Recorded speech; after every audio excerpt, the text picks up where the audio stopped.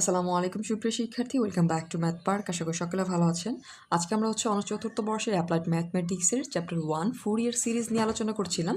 Science বই publication থেকে example 1-এর 1 যেটা এখানে বলা আছে -পাই থেকে কি লেস দেন পাই এর জন্য এফ অফ এক্স সমান সমান এক্স প্লাস এক্স স্কোয়ার এর ফুরিয়ার ধারা নির্ণয় করো। প্রতিপাদন করো যেখানে আমাদের প্রমাণ করতে হবে পাই স্কোয়ার বাই 6 সমান সমান 1+1 বাই 2 স্কোয়ার 1+3 স্কোয়ার 1/4 স্কোয়ার। এই সিরিজটি মূলত আমাদের প্রমাণ করতে হবে।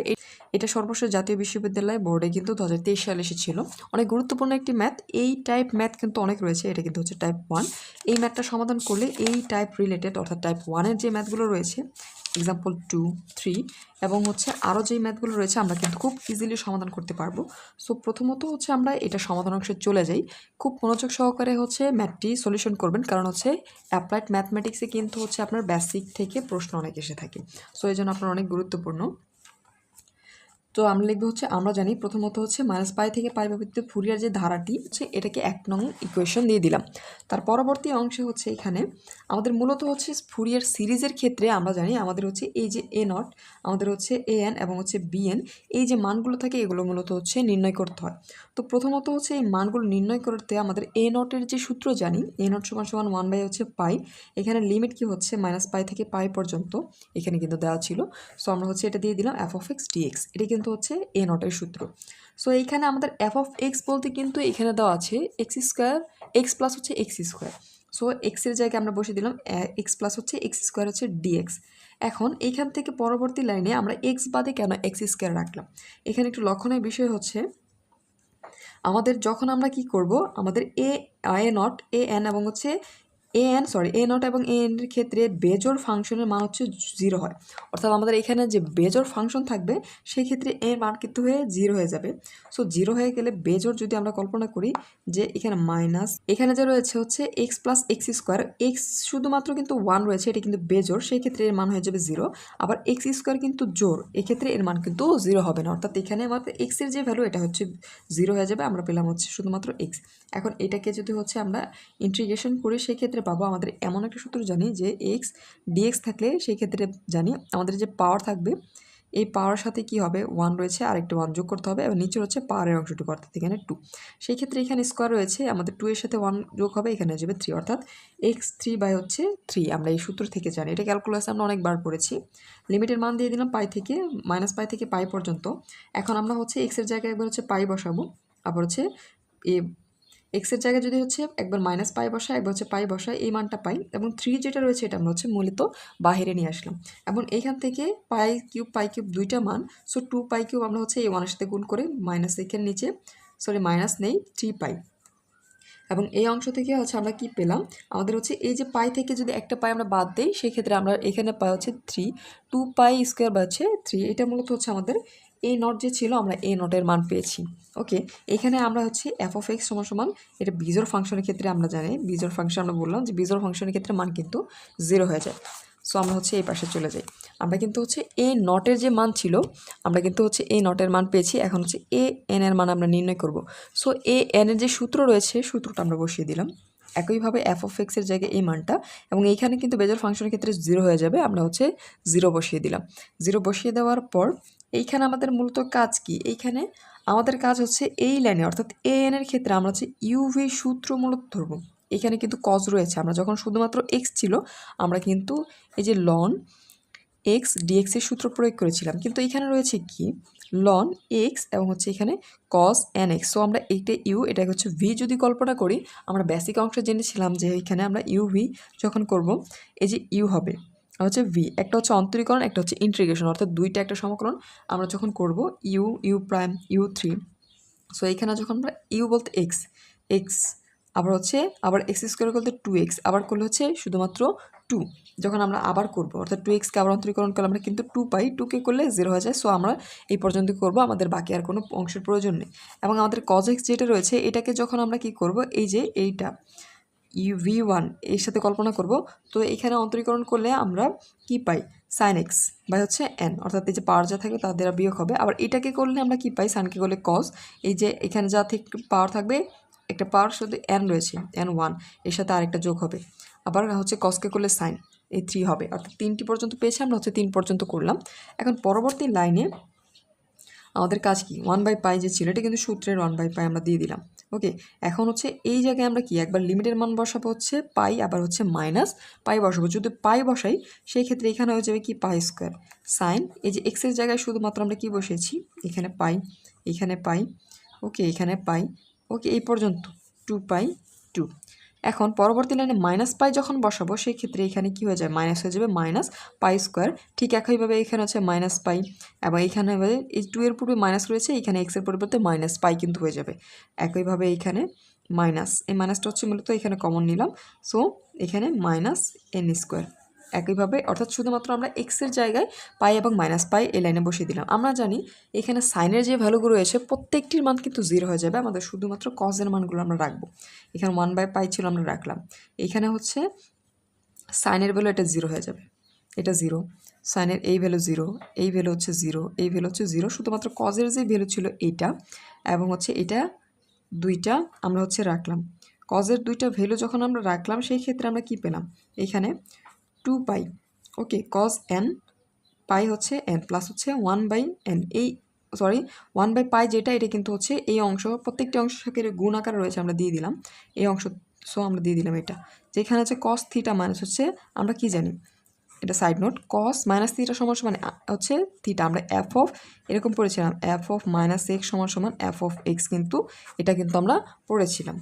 তার পরবর্তী লাইনে আমরা কি করলাম, আমরা হচ্ছে এই পাই কেটে দিলে এখানে হয় 2, আর এখানে এন যদি আমরা কমন নিই সেই ক্ষেত্রে এন কমন নিলে এখানে কি থাকে, অর্থাৎ এন স্কোয়ার কমন নিলে এখান থেকে কস এন পাই প্লাস এখানে এই অংশটুকু কমন নিলে আমরা কিন্তু এই অংশ পাই। আমাদের যে কজের ভ্যালু ছিল এখানে কিন্তু মাইনাস ছিল, এই যে মাইনাসে মাইনাসে গুণ করলে আমরা কিন্তু হচ্ছে এখানে প্লাস পেয়েছি। আবার এই অংশ থেকে আমরা হচ্ছে এন স্কোয়ার রাখলাম, এখানে কিন্তু কজ এন পাই দুটি রয়েছে, 2 এখানে হয় কজ এন পাই, 2 গুণ করলে হয়ে যায় 4, আমরা দিলাম 4 কজ এন পাই। এবং আমরা সূত্র জানি যে আমাদের কজ এন পাই সমান সমান -1 এরপর হচ্ছে এন, সো আমরা দিয়ে দিলাম এই অংশ থেকে এটা সমান সমান -1 পাই হচ্ছে এন। এই ছিল আমাদের এ এন এর মান। আমরা কিন্তু হচ্ছে এ নট এবং হচ্ছে এ এন এর মান যেটা ছিল এটা পেয়েছি। পর্যায়ক্রমিকভাবে হচ্ছে এখন আমরা বিএন এর মান নির্ণয় করে এই ফুরিয়ার সিরিজটা নির্ণয় করব। এখন আমরা হচ্ছে বিএন এর মান নির্ণয় করব। বিএন এর যে সূত্র ছিল সাইনের সেটা হচ্ছে আমরা এখানে বসিয়ে নিলাম। তার পরবর্তী লাইনে এফ অফ এক্স এর যে ভ্যালু এটা আমরা বসিয়ে নিয়েছি এখানে এফ অফ এক্স এ। তার পরবর্তী লাইনে আমরা হচ্ছে এইখানে কিন্তু সাইনের ক্ষেত্রে আমরা জানি যে জোড় ফাংশন, সেই ক্ষেত্রে তার মান বিজোড় হয়।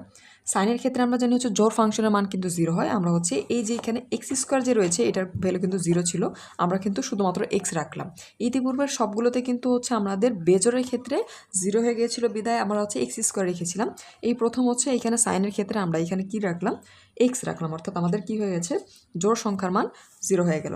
তার পরবর্তী লাইনে একইভাবে এটাকে আমরা হচ্ছে ইউভি যদি কল্পনা করি, এখন এই লাইনে আমরা হচ্ছে এটাকে ইউভি ধরে যে হচ্ছে সূত্র প্রয়োগ করেছিলাম, আমরা হচ্ছে ইউকে জানি যে আমাদের এরকম সূত্র ছিল যে ইউভি থাকে, সেই ক্ষেত্রে আমরা ইউকে ধরবো, ইউ প্রাইম করব এবং হচ্ছে V1 এইভাবে যে সূত্রটা ছিল আমরা হচ্ছে এইভাবে প্রয়োগ করব। সো হচ্ছে প্রথমত আমরা হচ্ছে এক্সকে স্থির রেখে সাইনকে যখন অন্তরীকরণ করবো সেই ক্ষেত্রে পাই হচ্ছে মাইনাস কস এন এক্স এবং নিচে কিন্তু হচ্ছে এন চলে আসবে।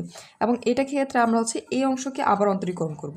এক্সকে করলে হচ্ছে 1 আমরা পাই যখন এক্সের সাপেক্ষে অন্তরীকরণ করব, এই কসকে যখন অন্তরীকরণ করব সেই ক্ষেত্রে সাইন পাই, এনকে করলে হচ্ছে এন স্কোয়ার। এবং আমাদের লিমিটের মান যে ছিল -π থেকে হচ্ছে পাই পর্যন্ত এটা বসিয়ে দিলাম। এখন এই ক্ষেত্রে যদি আমরা হচ্ছে প্রথমত পাই বসাই সেক্ষেত্রে এই যে এক্সের জায়গায় পাই, আমাদের এই যে মাইনাসটা ছিল এটা আমরা হচ্ছে সামনে রাখলাম। এখন এখানে যা ছিল আমরা হচ্ছে শুধুমাত্র পাই বসালাম এক্সের জায়গায়। একইভাবে এইখানে কিন্তু আমরা কি করলাম, আমাদের হচ্ছে এইখানে মাইনাসে মাইনাসে প্লাস হয়ে গেল, আমরা এক্সের জায়গায় পাই বসিয়ে দিলাম প্লাস।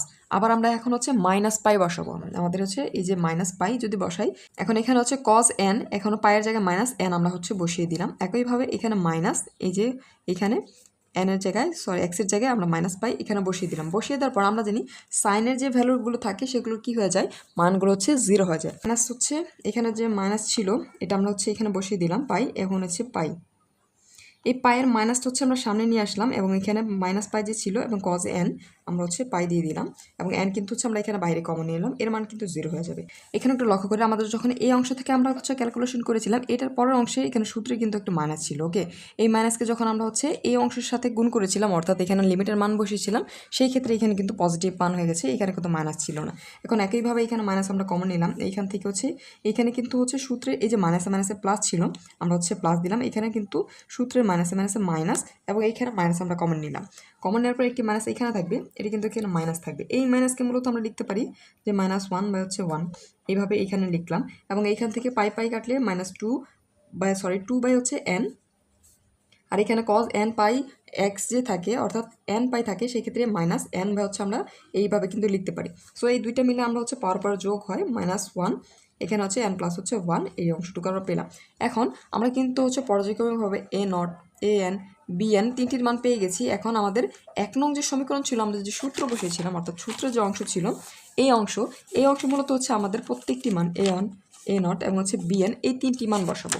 তিনটি মান বসিয়ে আমরা কিন্তু সহজে ফুরিয়ার যে সিরিজটা আমাদের নির্ণয় করতে বলেছে এই সিরিজের মানটা পেয়ে যাব। সো এখানে আমরা যখন 1 নং সমীকরণে মান বসাবো f অফ x, আমাদের হচ্ছে a0 এর মান এই অংশটুকু ছিল বসিয়ে দিলাম, an এর মান আমরা বসিয়ে দিলাম, এবং হচ্ছে bn এর মান যেটা বলে এখানে আমরা বসিয়ে দিলাম। বসিয়ে দেওয়ার পর n এর মান হচ্ছে এই যে 1 থেকে শুরু করে আমরা যখন বসাবো, এখান থেকে এই 2 কেটে দিলে পাই স্কোয়ার বাই হচ্ছে 3 প্লাস। এখন এইখানে যখন আমরা n এর মান 1 বসাবো, অর্থাৎ এখানে 1 বসাইলে এখানে যদি 1 বসাই সেক্ষেত্রে এখানে 4 -4 কিন্তু পাই -4, এবং হচ্ছে এখানে cos x, এখানে কিন্তু n এর মান 1 বসাইলে 1 স্কোয়ার, এক্ষেত্রে 1 কোনো ভ্যালু নেই, -4 এখানে পাই cos x প্লাস।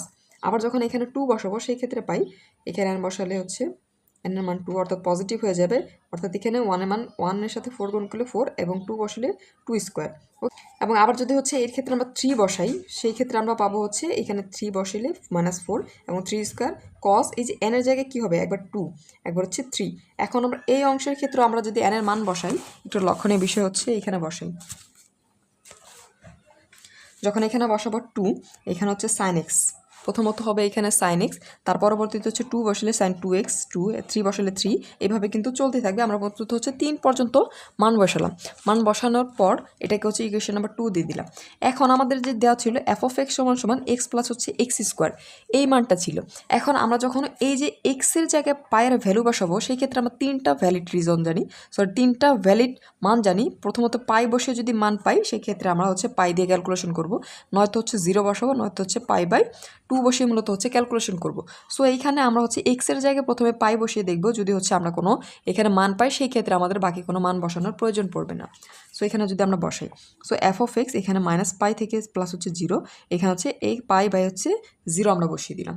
বসিয়ে দেওয়ার পর বাই হচ্ছে 2, এটা মূলত হচ্ছে সূত্র থেকে আমরা কাউন্ট করলাম। এখানে হয় এফ -পাই, এখানে পাই বাই হচ্ছে 2, এখন যদি আমরা গুণ করি সেক্ষেত্রে -পাই প্লাস হচ্ছে পাই স্কোয়ার, প্লাস হচ্ছে পাই স্কোয়ার। এখন এই মাইনাস এটা কেটে দিলে আমরা শুধুমাত্র কি পাই, এখানে থাকে 2 পাই স্কোয়ার বাই 2 কেটে দিলে শুধুমাত্র পাই স্কোয়ার, কিন্তু হচ্ছে আমরা এই যে এফ অফ পাই সমান এই মানটা পেলাম, অর্থাৎ আমাদের এক্স এর ভ্যালু কি পেলাম আমরা হচ্ছে পাই। এখন এটা আমরা হচ্ছে যদি 2 নং ইকুয়েশন যে ছিল আমাদের সমীকরণ, এই 2 নং সমীকরণে যদি বসিয়ে দেই সেক্ষেত্রে কিন্তু হচ্ছে আমরা বাকি মানটা পেয়ে যাব। আমরা কিন্তু হচ্ছে এই যে 2 নং যেই মানটা পেয়েছিলাম এই অংশটুকু, এবং হচ্ছে আমাদের এই যে এই পাশের যে অংশটুকু, এটাই মূলত হচ্ছে আমাদের ফুরিয়ার সিরিজ নির্ণয় করতে বলেছিল। আমাদের যে ফুরিয়ার সিরিজ নির্ণয় করতে বলেছিল এই ফুরিয়ার সিরিজ, এখন আমরা হচ্ছে এই যে এই মানটা বসিয়ে মূলত হচ্ছে যেই শেষের অংশটুকু ক্যালকুলেশন বা প্রমাণ করতে বলেছিল আমরা করব।